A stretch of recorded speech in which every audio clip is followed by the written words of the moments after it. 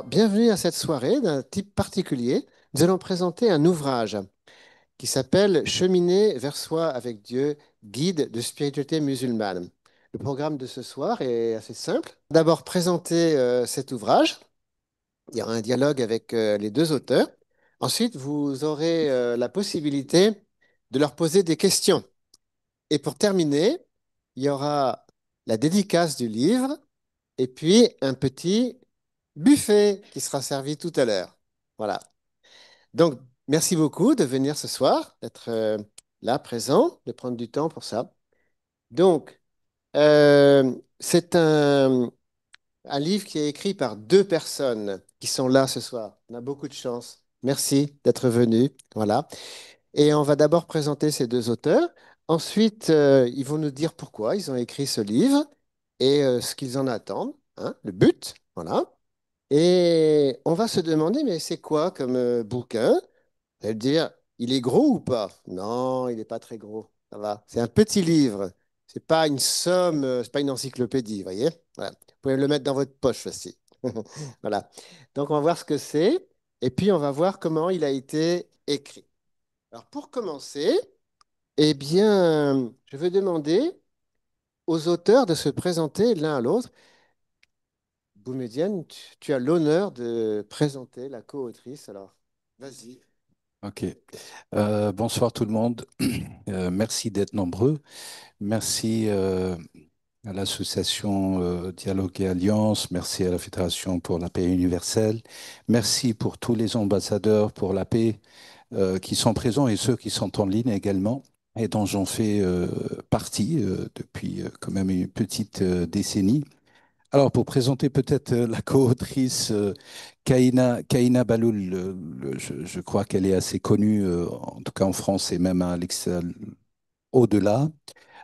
Docteur en islamologie, juriste de formation, enfin entre part historienne et linguiste, qui a consacré une thèse très très intéressante d'ailleurs que je trouve euh, voilà, intéressante aussi peut-être à en parler dans l'avenir sur l'œuvre d'un grand penseur du XIIIe siècle, à savoir Ibn Arabi, donc un polymathe, mystique, théologien. Enfin, pour certains, il est philosophe, pour d'autres, il est au-delà, et pour beaucoup, c'est un grand maître spirituel, un grand penseur de l'islam. Elle est, enfin, c'est pas son premier livre, hein, c'est ce qu'il faudrait. Je crois qu'elle a. Alors, ça, c'est le second livre, mais elle a déjà un premier livre. Je crois qu'il n'est pas là. Je ne sais pas si on a un exemplaire ici. C'est Mon Islam, ma liberté. Elle s'est fait connaître par cet ouvrage qui était, enfin, depuis 2019, si je ne me trompe pas, un best-seller en France. Et d'ailleurs, il a été même traduit à l'étranger, notamment en espagnol et en arabe. Euh, alors, son deuxième livre, vous le voyez, Des femmes et des dieux, c'est un livre quand même, un dialogue inhérent au terreau, je dirais, de la spiritualité, de la responsabilité, de la citoyenneté également, hein. C'est un livre euh, avec deux auteurs, une rabbin et une pasteur. Et un excellent livre qui a été traduit également chez les éditions Arène, si j'ai une bonne mémoire, en 2000, voilà, le 21.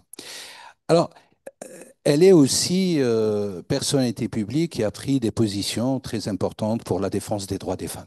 Et ça, je crois que c'est un sujet aussi majeur, la parité théologique dans, je dirais, le corpus et dans l'histoire musulmane, mais pas seulement. Et puis un leadership, je dirais, féminin. Voilà ce que je pourrais dire là-dessus. Merci à vous. Alors, maintenant, Kaina a le redoutable privilège de présenter le co-auteur. Voilà. Bonsoir, oui, bonsoir à toutes et à tous. Je suis très contente d'être ici parmi vous ce soir. Merci de cette invitation. Et c'est vrai, Boumedienne, tu viens de mettre la barre très haute. Là, je vais avoir du mal à en faire euh,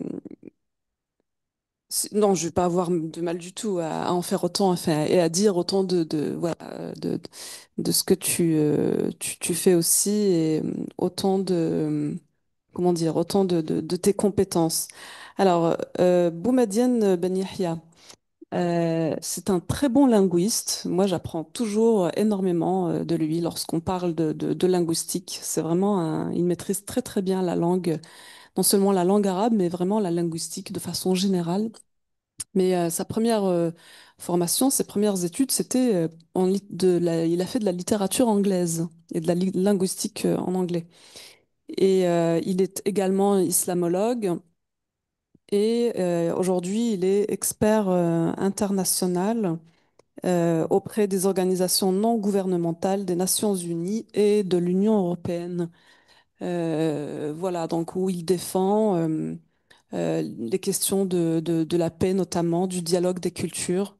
Et il a récemment publié un manifesto, et je tiens vraiment voilà, à le mentionner parce que je pense que c'est vraiment un moment intellectuel et puis un enjeu pour pour l'époque dans laquelle nous vivons aujourd'hui. Il a publié un manifesto pour la reconnaissance euh, du droit ontologique à la paix. C'est bien ça, Boumedienne? Voilà. Euh, voilà, et il vient aussi de publier ce coffret qui est très très beau et que je vous conseille vivement d'écouter sur les penseurs de l'islam, publié chez Frémont. C'est un audio et c'est vraiment très très agréable à écouter. Voilà ce que je peux dire à propos. Je pourrais dire encore plein de choses, mais je crois que l'essentiel est là. Droit ontologique à la paix.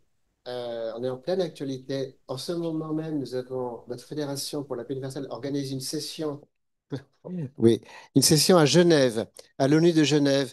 Il y a deux sessions aujourd'hui. L'une, pas de femmes sans la paix, et l'autre, un monde sans guerre. Justement, c'est une des questions qui est de plus en plus discutée, c'est aller au-delà de la résolution des conflits, mais vraiment créer un monde de concorde. Donc, merci de t'occuper de ça. Voilà.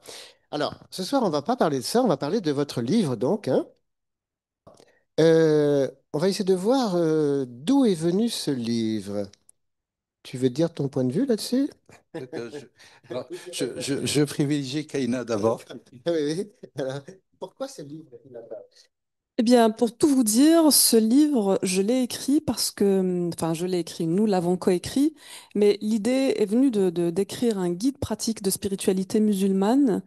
Parce que un jour, j'ai commencé à me dire, mais il faut absolument que j'écrive ce livre que j'aurais voulu lire il y a plusieurs années, lorsque moi-même j'étais en quête de sens, lorsque j'avais vécu une profonde crise existentielle. C'était notamment après le décès de mon père, qui était décédé suite à un cancer foudroyant à l'âge de 59 ans. Et là, ça a engendré tout voilà, vraiment des questionnements et un rapport voilà, à l'existence, à la vie. Vraiment, j'ai été bouleversée par cette expérience. Et c'est comme ça que j'ai commencé. Donc, je me suis vraiment mise sur le chemin hein, de la quête, de cette quête spirituelle pour comprendre ce qu'est le sens de la vie. Pourquoi nous venons sur Terre et pourquoi un jour nous disparaissons. Et c'est comme ça que je suis arrivée. J'en suis arrivée à m'intéresser au soufisme et puis après à approfondir ma connaissance, à reprendre mes études jusqu'à faire un doctorat sur un des plus grands penseurs de la pensée soufie, Ibn Arabi. Et donc, après avoir fini ce parcours, je me suis dit, j'aimerais offrir voilà, à toute personne, quelle qu'elle soit, musulmane ou pas, mais vraiment toute personne qui est dans cette quête, lui offrir un guide pratique qui pourrait peut-être répondre à quelques-unes de ces questions. Voilà. Alors, ici, une première citation. On va pas trop déflorer l'ouvrage parce que sinon, vous n'allez pas l'acheter, hein, mais vous êtes là pour acheter ce livre. Voici une petite citation. Le cœur est un livre, le silence est l'encre, l'âme est la main. Celui qui écrit dans la présence n'oubliera plus jamais. Ce n'est pas un livre d'information, c'est pas un livre pour le mental, c'est un livre plutôt poétique, hein, dans un sens, il faut être dans une certaine disposition intérieure. Donc, ce n'est pas une soirée d'information, c'est une soirée pour commencer une quête intérieure ou même la reprendre. Voilà. Et alors, moi, j'ai été touché par ce livre. Je ne suis pas musulman, mais je me suis dit que j'ai énormément de choses à apprendre. Alors, d'après toi, quel est le but du bouquin, alors, justement? Tu peux nous en parler? Alors, pour prolonger ta première question et la deuxième question, tout simplement, pour ma part, j'ai participé dans, on va dire, la rédaction et la réflexion autour de la mise en place des idées d'abord dans cet ouvrage, tout simplement également parce que j'ai un parcours assez particulier. J'ai eu je dirais, la chance ou l'opportunité ou tout simplement le destin. On en parlait il y a quelques instants sur la fameuse question du mektoub, hein, la destinée et la prédestinée, de, de grandir auprès d'un maître spirituel, hein, dans mon enfance, pratiquement depuis, durant 2 décennies. Et puis, j'ai essayé aussi de tout simplement de transmettre quelques clés de la manière la plus simple pour tous ceux, c'est celles qui ne peuvent pas avoir un maître. C'est une question fondamentale hein, dans la tradition spirituelle de l'islam.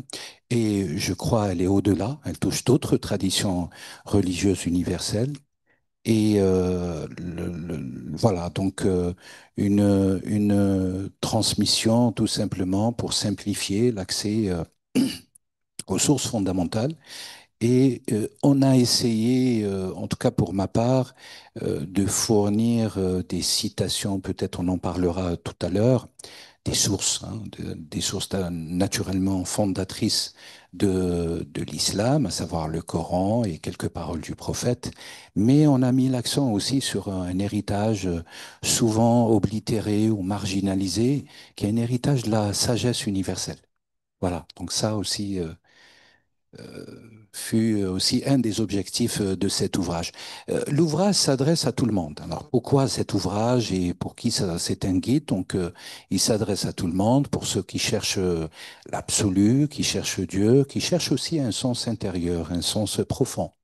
Alors vous avez prononcé, tu as prononcé, Laurent, le terme ontologique, en tout cas qui fait partie de mon manifeste pour le droit. Alors c'est un manifeste à résonance internationale juridique entre parenthèses, mais qui touche en réalité quelque chose qui nous lie tous, la question de l'être. Hein, pourquoi nous sommes là? Pourquoi nous sommes en France? Pourquoi nous sommes sur Terre? Et quel est le rôle? Quel est le rôle et la finalité de notre être, notre évolution, notre pensée, notre action, notre comportement, notre quête, nos études, nos connaissances, etc. Est-ce qu'on a un rôle dans ce macrocosme, hein, au sens, on va dire, primordialiste du terme, et où devons-nous placer le curseur hein, pour pouvoir être au service de nous-mêmes et des autres? Donc, un des objectifs les plus, je dirais, principiels, c'est d'accompagner et de faciliter et de responsabiliser les individus. Je crois que c'est l'une des clés de cet ouvrage, c'est de responsabiliser les individus. Ce n'est pas parce que vous êtes de culture occidentale, ce n'est pas parce que vous êtes de culture internationale ou de telle nation que vous ne pouvez pas accéder à la spiritualité profonde, ces sources fondamentales d'une tradition qui dépasse les 14 siècles d'existence. Je le disais entre parenthèses, il y a des citations qui ont une résonance universelle et qui dépassent largement, si vous voulez, le cadre canonique de l'islam. Voilà. Merci. Alors, justement, c'est un livre, vous le verrez si vous le lisez, c'est pas un livre, enfin si, il y a des informations, mais c'est un livre surtout de transformation. Vous pouvez pas lire ce livre comme vous lisez le journal. C'est un livre qui vous amène vers vous-même, hein, d'une façon très concise d'ailleurs, c'est un vocabulaire très très précis. Alors, on va le citer un autre extrait. Je suis celui que j'aime, et celui que j'aime est moi-même. Ces poèmes ne cherchent pas à convaincre, ils éclairent. Ils ne veulent pas transmettre une information, mais faire résonner une vibration. Lire un poème de la spiritualité musulmane, c'est entrer dans une chambre intérieure. être dans la proximité des enseignements de la sagesse musulmane. Alors, tout n'est pas poésie dans ce livre. C'est un guide pratique, donc il y a des 1.1, 1.2, c'est un petit peu une démonstration. Mais à la fin de chaque chapitre, on y reviendra, il y a une prière méditative qui est d'ordre poétique. Et là, vous comprenez que c'est un livre qui ne s'adresse pas au mental, à la raison, s'adresse au cœur, hein. Et c'est un autre langage que celui qu'on emploie dans la vie quotidienne, vraiment le langage poétique. Vous voyez? Voilà. Alors, on va le présenter, ce livre. Donc, il fait partie d'une nouvelle collection. C'est le premier d'une longue série qui s'appellera Traversée spirituelle, 158 pages. Vous voyez, c'est pas vraiment un monument. Voilà, bon. Il y a 7 chapitres, un index bilingue. Tu es linguiste, voilà. Et donc des sources bibliographiques, et puis la présentation des auteurs. Alors, le livre, il y a 7 chapitres. On va juste lire les titres, et puis justement, pendant le débat, s'il y a un des thèmes dont vous voulez parler un peu plus précisément avec les auteurs, le premier, c'est la sincérité pure, un concept très important, on va le voir, la présence, vive l'instant divin, la vigilance, la confiance, l'expire, c'est le souffle en fait, hein. La gratitude et l'écriture méditative. Et Kaina, en fait, c'est assez circulaire, c'est-à-dire que finalement, on peut lire ce livre dans tous les sens. Oui, oui, oui, tout à fait. On peut tout à fait le lire dans tous les sens, choisir le chapitre qui nous parle le mieux et le lire. Euh, et à vrai dire, je crois qu'il faut vraiment commencer par lire la thématique ou le chapitre qui parle à notre cœur, à notre intériorité, à nos besoins, qui répondent à nos propres besoins. Et il s'agit les enseignements de la spiritualité soufie, de Halt, à vrai dire, hein. Les grands maîtres soufis, dans la littérature soufie, on trouve ce terme de al-mawaqif. Al-mawaqif, ce sont les haltes. Ce sont comme ça des stations dans lesquelles le cheminant euh, s'arrête parce qu'à un moment donné dans sa vie, il a besoin de travailler tel ou tel aspect de son cheminement, de sa personnalité, et ça fait bien évidemment partie de ce parcours de la connaissance de soi. Parce que le fondement de toutes ces haltes, de toutes ces stations, en fait, c'est cette question de la connaissance de soi. La première question que l'on doit se poser quand on est sur le chemin de cette spiritualité musulmane, du soufisme, c'est d'abord d'apprendre à se connaître. Pour pouvoir se transformer, il faut d'abord apprendre à se connaître. Et ça, c'est un long travail, bien évidemment. Et dans la tradition, souvent, on avait affaire à un maître spirituel, à un guide spirituel.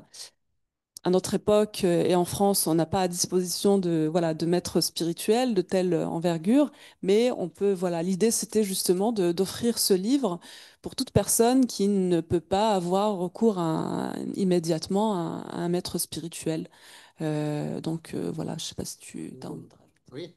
Alors, justement, une question. L'ouvrage s'appelle Guide pratique de spiritualité musulmane. Alors, j'aimerais que tu parles du côté pratique.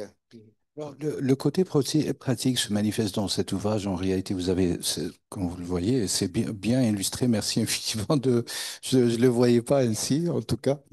Et les 7 chapitres, en fait, dans chaque chapitre, vous avez ce qu'on appelle des exercices pratiques que vous pouvez adopter et adapter, hein, si vous me permettez l'expression. Adopter à la fois et adapter. En mettant en place, par exemple, avec un conseil fondamental d'un carnet d'intention. Titre d'exemple.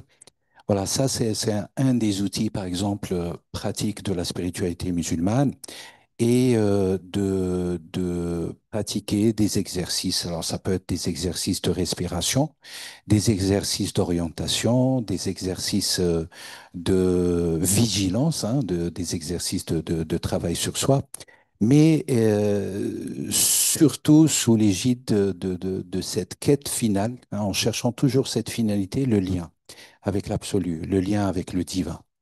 Alors, il y a les outils, mais il y a aussi les provisions, si vous me permettez l'expression. Donc, vous avez beaucoup de provisions, donc de la matière, de la sagesse musulmane, et puis même au-delà, on va dire, à résonance universelle, qui vous permettra de travailler ces exercices. Et puis, ces exercices sont, comme je l'avais dit tout à l'heure, tout simplement un outil primordialiste de responsabiliser la personne, de responsabiliser l'individu, de responsabiliser surtout l'être, l'être intérieur et l'être extérieur. Donc, cette responsabilité, c'est de dire, par exemple, en ce qui concerne l'orientation, pourquoi on s'oriente vers ce qu'on appelle la qibla, c'est ce qui est un terme arabe, qui signifie tout simplement être face à face.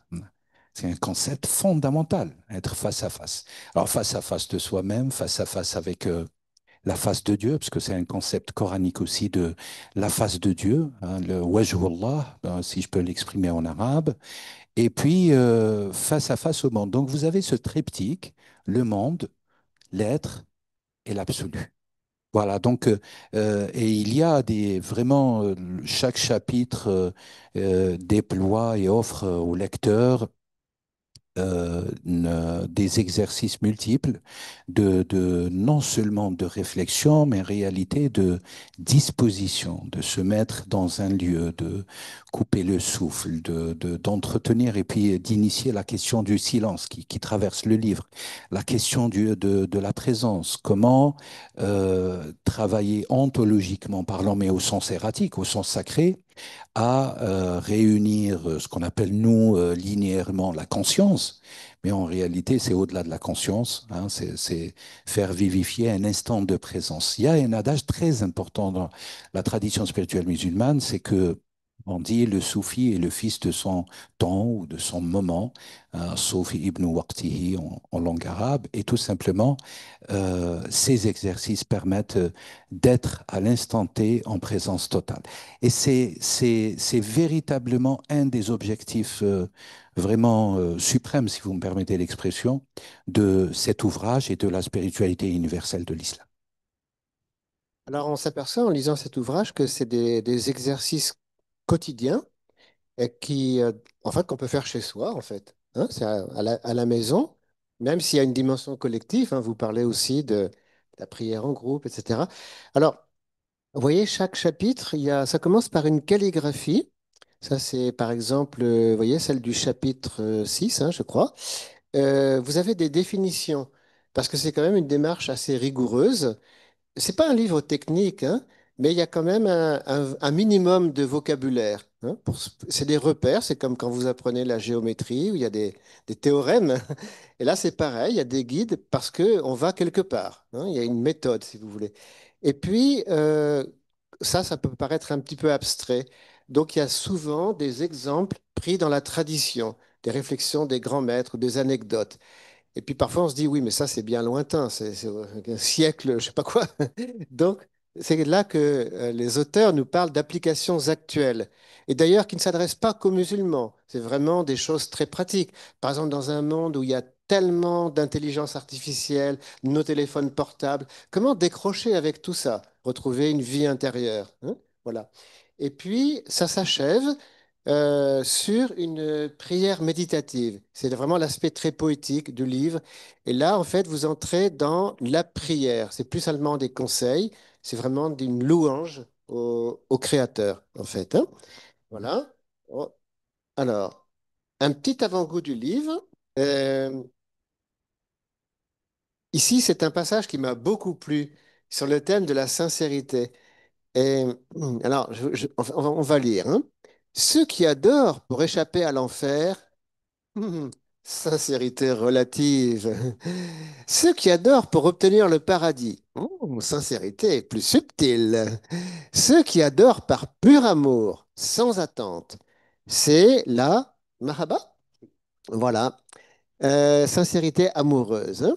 Cette dernière est la plus haute et elle correspond à la prière de Rabbi al-Adawiya. Voilà. Mon Dieu, si je t'adore par crainte de l'enfer, brûle-moi en lui et pends. Si je t'adore pour le paradis, prive-m'en. Mais si je t'adore pour toi seul, Ne me cache pas ton visage. Ben, je vous assure que quand j'ai lu ça, ça m'a vraiment fait très fort quand même, hein. Et je me dis que ça s'adresse à tous les fidèles, quelle que soit notre tradition, quoi. Voilà. Un autre passage. Alors, le disciple et le maître. Maître, je veux être sincère. Ah, tu l'es déjà parfois, mais tu veux maintenant l'être tout le temps. Oui, je veux que mes prières, mes études, mes actes, tout soit pour toi. Et pourquoi veux-tu cela? Et parce que bah, c'est ce qu'il faut faire, parce que je veux me rapprocher de Dieu. Ah, c'est encore pour toi. Tu veux t'approcher, toi, te sentir, tu veux te sentir, toi, tu veux voir, toi. Où est Dieu là-dedans? C'est exigeant quand même, hein, vous voyez? Ouais. Le disciple se tait. Tu ne pourras pas être sincère tant que tu veux encore être sincère. Alors que dois-je vouloir? Rien, juste rester là, vrai, pauvre, présent. Vous voyez, c'est quand même un bouquin exigeant, hein. C'est pas des formules toutes faites, un prêt-à-penser, hein. C'est vraiment, vous êtes devant votre conscience. Voilà. Mais comment savoir si je suis sincère? Tu ne le sauras jamais, et c'est mieux ainsi. Dieu le sait, cela suffit. La sincérité, c'est agir comme si ton cœur n'avait pas de spectateur, pas même toi. Et si j'agis en espérant que tu le remarques, alors c'est déjà un bon début. Mais demain, essaye d'agir sans même penser à moi. Ça, c'est vraiment le... Vous êtes au cœur du bouquin, là, vous voyez? Donc, si vous avez peur de cette remise en cause, ne lisez pas ce livre, hein, voilà. Il faut vraiment être prêt à se mettre un peu au défi, hein. Absolument. Voilà, c'est ça. Oui, oui. Alors, sur la gratitude aussi, par le cœur, reconnaître intérieurement la source du bienfait. Par la langue, exprimer cette reconnaissance par la louange, la prière, le récit, la bonne parole. Par les actes, employer les dons reçus au service des autres dans la bienveillance, pardon, la bienfaisance. La bienséance, la bienveillance. Celui qui remercie par son cœur, mais agit contre la volonté divine, n'est pas reconnaissant à l'appel de Dieu. Vous savez que dans les livres de coaching, on parle beaucoup de gratitude de nos jours, mais souvent, c'est des formules très creuses.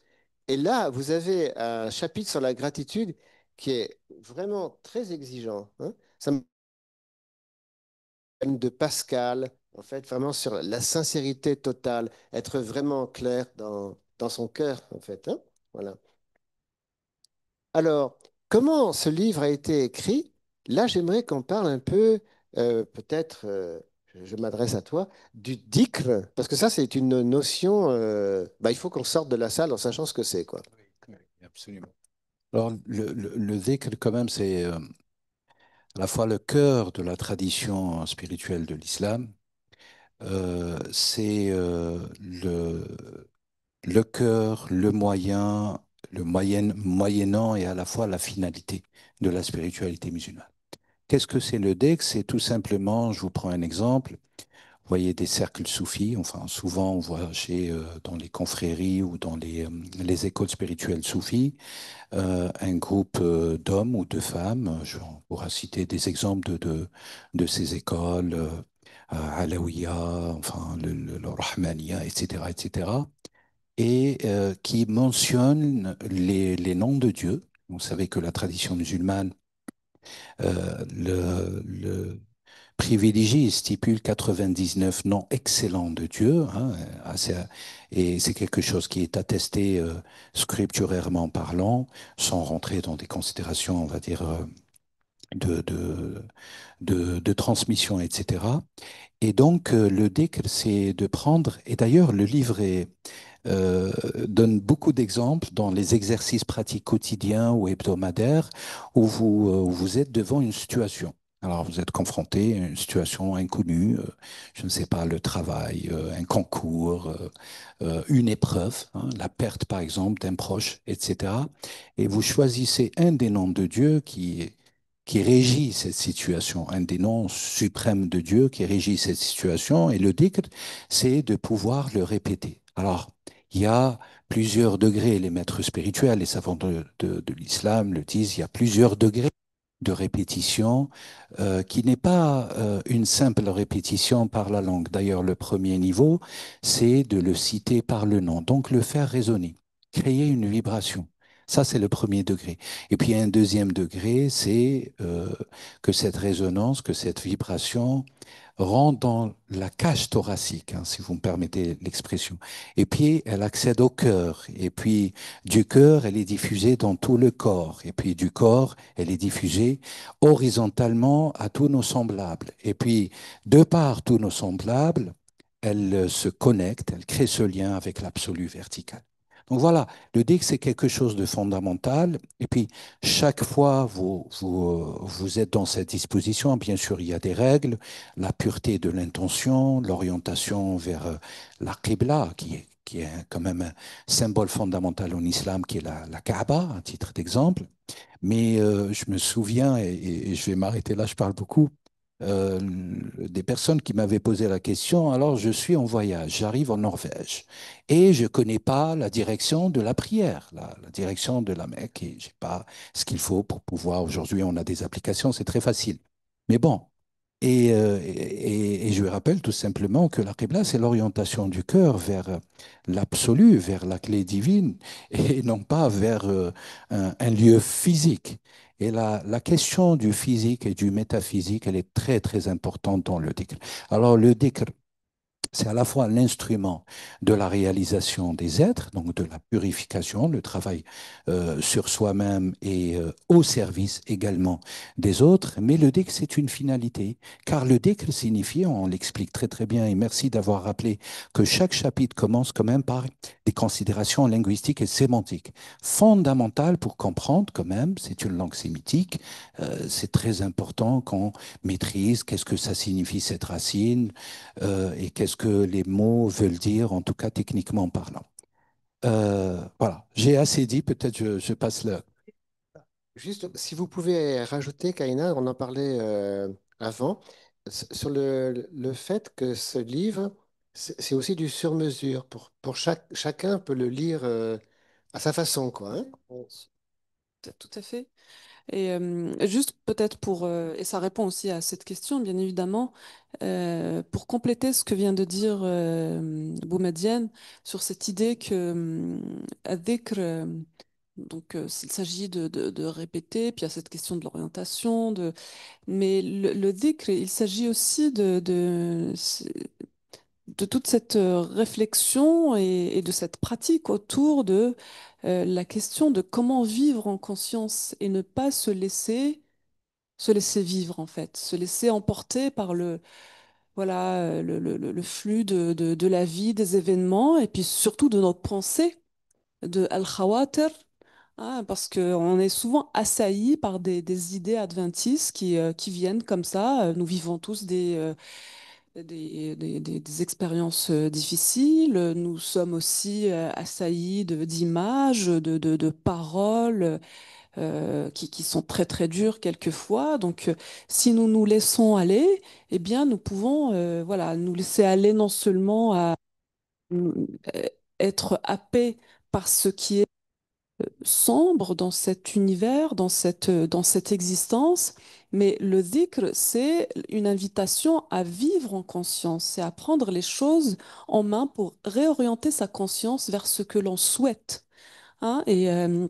Et d'ailleurs, les guides, les maîtres soufis, ce qu'ils font, c'est que donc, sur ce chemin de la connaissance de soi, lorsque vous parlez avec votre maître spirituel, eh bien, il va vous conseiller en retour les noms divins qui sont le plus appropriés pour que vous puissiez vous-même donc grandir et vous élever sur votre chemin spirituel. Donc, il s'agit de vivre en conscience. C'est ce que je voulais dire.